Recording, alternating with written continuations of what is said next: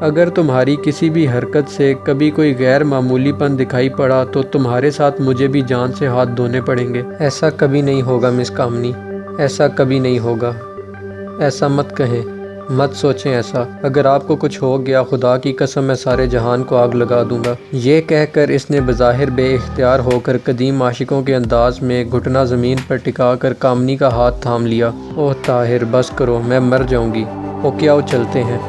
اس نے آہستگی سے اپنا ہاتھ الگ کرتے ہوئے اسے چلنے کا اشارہ کیا۔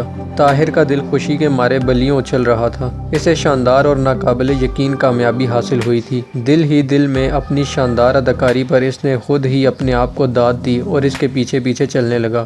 دونوں نے 7-8 منٹ تک یہ مشکل راستہ خاموشی اور بغیر بات کیے طے کیا۔ کامنی کو یوں لگ رہا تھا جیسے اب مرتے سمے تک اس کے دل کی دھڑکنیں کبھی نارمل نہیں ہوں گی۔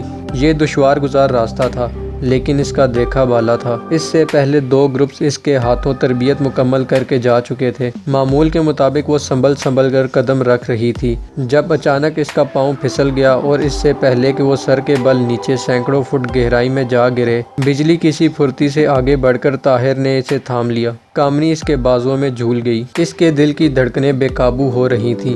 یوں لگتا تھا جیسے سینے کا پنجرا توڑ کر من کا پنچھی اڑ جائے گا۔ کامنی گڑبڑا کر رہ گئی۔ ابھی تک اس کے حواس بحال نہیں ہوئے تھے، لیکن اگلے ہی لمحے وہ نارمل ہو گئی اور اس نے سب سے پہلے تھینک یو کہہ کر آہستگی سے خود کو طاہر سے الگ کیا اور وہیں ایک پتھر پر بیٹھ کر اپنے سانس اور دھڑکنیں نارمل کرنے لگی۔ آپ ٹھیک تو ہیں نا؟ طاہر نے بے ساختہ پوچھا۔ اس اچانک حادثے کا اس نے بھی گہرا اثر قبول کیا تھا۔ تم کیا ہو؟ کامنی اگروال نے اس کے سوال کا جواب الجھے ہوئے لہجے میں سوال ہی کی صورت میں دیا تھا۔ اس پر پھر کبھی بات کر لیں گے، ابھی آپ چلیں، ہم اپنا راؤنڈ مکمل کر لیں، اس نے کھڑے ہوتے ہوئے کہا۔ کامنی اٹھ کھڑی ہوئی۔ وہ بڑی الجھی ہوئی دکھائی دے رہی تھی۔ اسے خود سمجھ نہیں آ رہی تھی کہ اسے آخر کیا ہو گیا ہے۔ زندگی میں اس نے خود کو کبھی اتنا کمزور محسوس نہیں کیا تھا۔ اس لڑکے نے نہ جانے اس پر کون سا جادو پڑھ کر پھونک دیا تھا۔ دونوں خاموشی سے چل رہے تھے۔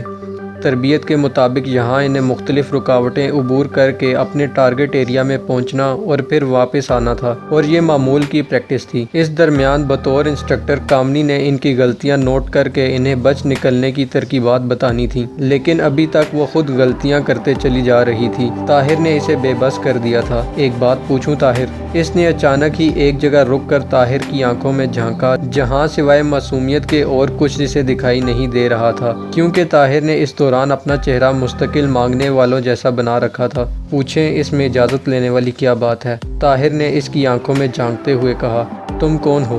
اچانک ہی کامنی اگروال اس کی طرف گھوم گئی۔ میں؟ کاش کامنی جی مجھے علم ہوتا کہ میں کون ہوں۔ آپ یقین جانیں مجھے آج تک اپنے آپ سے اس سوال کا جواب نہیں ملا۔ اس نے سنبھل کر فلسفانہ انداز اختیار کیا، حالانکہ کامنی کے اس سوال پر ایک بار تو اس کا دل بھی دھک سے رہ گیا تھا۔ گویا تم بتانا نہیں چاہتے؟ کامنی نے کھڑے کھڑے کہا۔ میں نے ایسا نہیں کہا، طاہر نے جواب دیا۔ طاہر کیا تمہیں مجھ سے محبت ہو گئی ہے؟ کامنی نے براہ راست سوال کر کے اسے بظاہر بوکھلا دینا چاہا۔ ہاں، میں ایمانداری سے کہتا ہوں۔ طاہر نے بڑا محتاط لہجہ اختیار کیا۔ کامنی نے اب چلنا شروع کر دیا تھا۔ تم جانتے ہو میں کون ہوں اور تم کون ہو؟ ہاں مجھے علم ہے، لیکن اس وقت ہم دونوں ایک ہی کشتی کے سوار ہیں۔ جس دیش سے آپ کی وفاداری ہے، میں نے اس کی ملازمت اختیار کر لی ہے، اسی کے لیے کام کر رہا ہوں۔ طاہر نے اپنی دانست میں اسے مطمئن کرنا چاہا تھا۔ طاہر تمہیں یقین ہے تم سچ بول رہے ہو؟ کامنی نے یہ بات اس کی طرف دیکھے بغیر کہی تھی، لیکن طاہر کو لرزا کر رکھ دیا تھا۔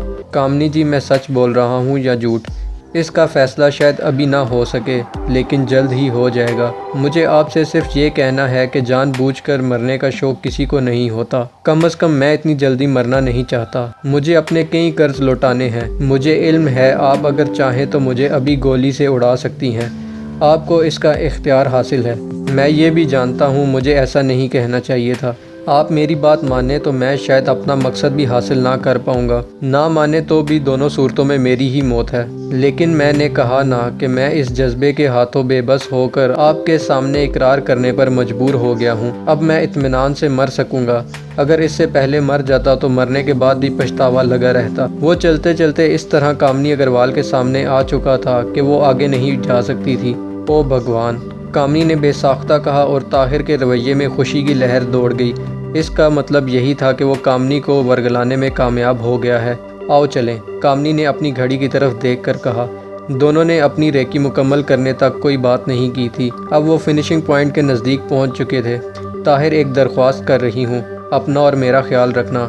اگر تمہاری غلطی سے تمہیں کچھ ہو گیا تو شاید میں خود کو زندگی بھر معاف نہ کر پاؤں۔ اچانک ہی کامنی رک گئی تھی۔ تم اب دوسرے راستے سے چکر کاٹ کر پہنچو۔ کسی کو یہ احساس نہیں ہونا چاہیے کہ ہم دونوں اکٹھے تھے۔ بہت احتیاط کرنا، یہ ہم دونوں کے لیے بہتر ہے۔ اس نے انگلی سے ایک طرف اشارہ کرتے ہوئے طاہر کو راستہ دکھایا۔ آپ نے میرے سوال کا جواب نہیں دیا۔ تم جانتے ہو ایسے سوالوں کے جواب نہیں ہوا کرتے۔ یہ کہہ کر کامنی اگروال اس کی اگلی بات سنے بغیر آگے بڑھ گئی۔ طاہر نے سکھ کا لمبا سانس لیا۔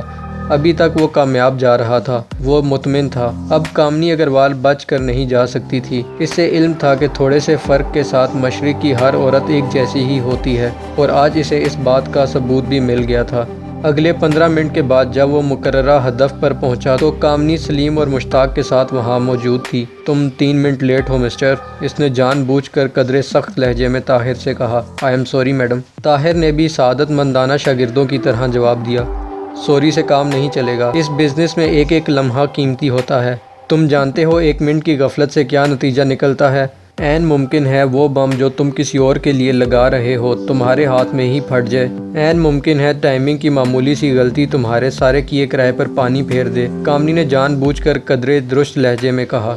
معافی چاہتا ہوں میڈم، طاہر نے معذرت کی۔ اوکے آؤ چلیں، باقی باتیں کیمپ میں جا کے ہوں گی۔ اس نے تینوں کو اپنے پیچھے آنے کا اشارہ کیا۔ کیمپ پہنچنے تک طاہر جان بوجھ کر منہ لٹکائے بیٹھا رہا۔ اسے مشتاق کے متعلق کوئی غلط فہمی یا خوش فہمی نہیں تھی، اس لیے وہ اس پر کچھ ظاہر نہیں ہونے دینا چاہتا تھا۔ سلیم نے اس کے رویے کا نوٹس لیا، لیکن طاہر نے اسے آنکھ کے مخصوص اشارے سے سب کچھ بتا دیا تھا۔